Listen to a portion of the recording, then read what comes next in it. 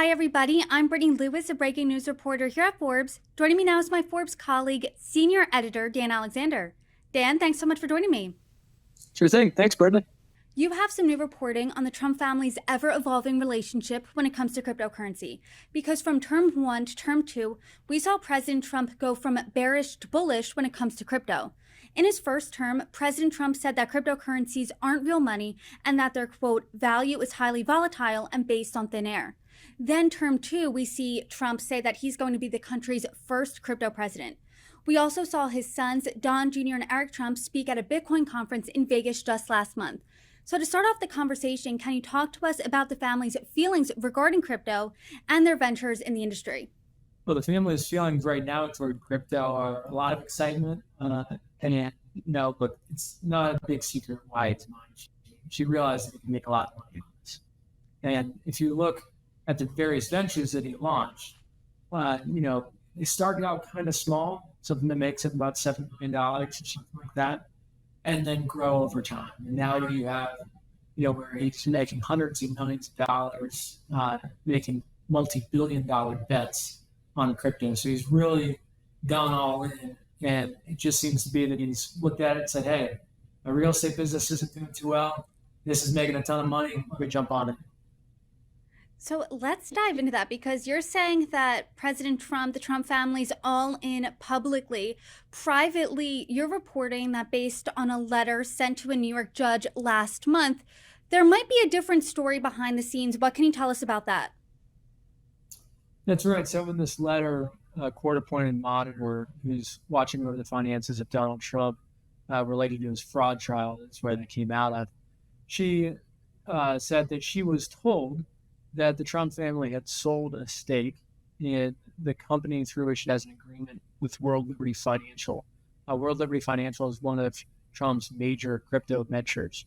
And the fact that they sold this stake hasn't been publicized at all. We're the first to report it. And it goes against this idea that the Trumps truly believe in crypto and aren't merely looking for a quick way to make money. Now, that's the fear that crypto people will have is he just creating these ventures to get everybody excited and then he's going to, dump his interest in them.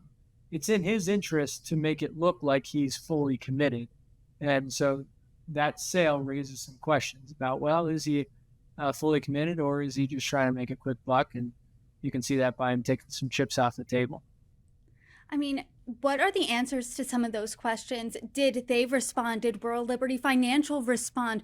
Did the White House respond? Because, you've got a lot of questions here of, is he really fully committed or, is he just trying to make a quick buck? Now, unsurprisingly, although they want to talk about crypto every chance that they can, they do not want to talk about this deal. And that makes sense because if it gets out that they're selling part of their interests in crypto ventures, it makes them look less committed. That could decrease the value of some of the coins that they're trying to sell, that sort of thing. So no, they don't want to talk about this. They haven't talked about this. And over time, we'll see how committed they fully are. The question is in the crypto industry, really how committed is anyone? A lot of people are looking at this as, hey, I can make a few bucks and maybe I'll get out in a year, 5 years, 10 years, whatever. But in 50 years, am I still going to be invested? In 50 years, is the Trump family still going to be invested? In 20 years, is Donald Trump still going to be invested in crypto or will he have cashed out long ago? Those are questions that we're only going to know the answer to by looking at their actions. And this is the first indicator, the first action of them actually selling something in the crypto space. We'll see if it's a sign of things to come. And you're the first person to report this. So read the tea leaves here because you've been reporting on President Trump and his business dealings and his finances for years now.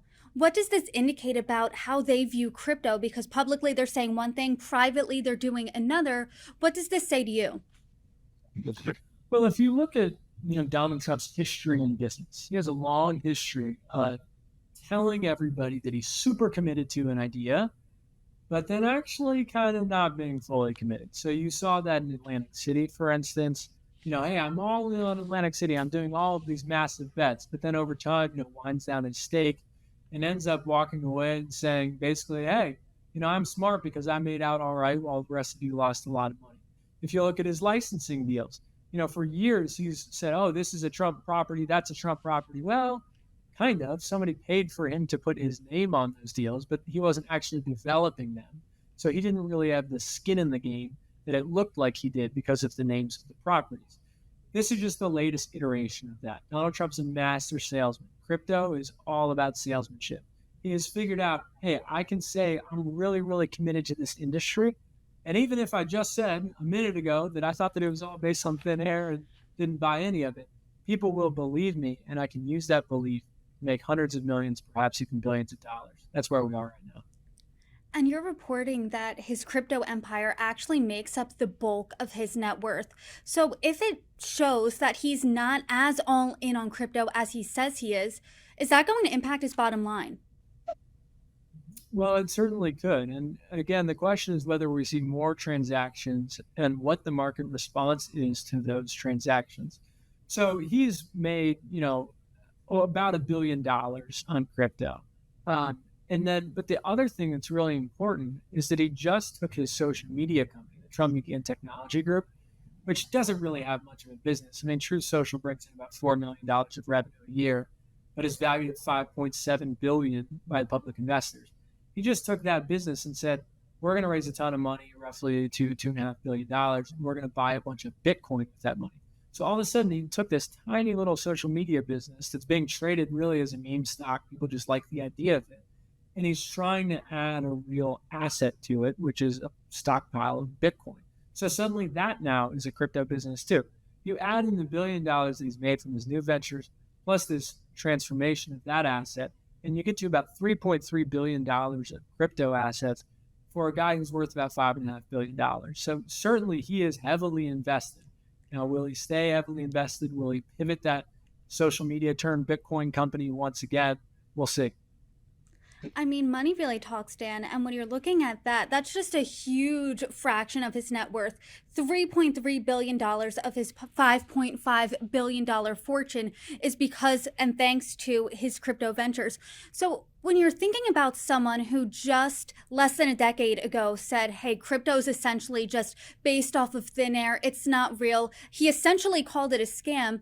Now he's making billions of dollars from it. Is there a conflict of interest here? Is there any indication that his crypto policies, his more enthusiastic embrace of crypto as president, is because he now has a real financial stake in the industry? Well, it's maybe the most obvious conflict of interest that you could find. I mean, look, crypto, a lot of the way that it moves is based on perception. And so if people perceive the president as being favorable toward the crypto industry, that alone is worth a lot of money.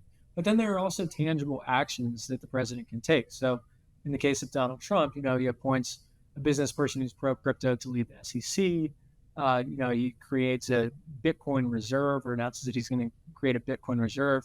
He, on one of his first days in office, submits an order saying that his administration needs to be pro-crypto and everybody's got to get on board.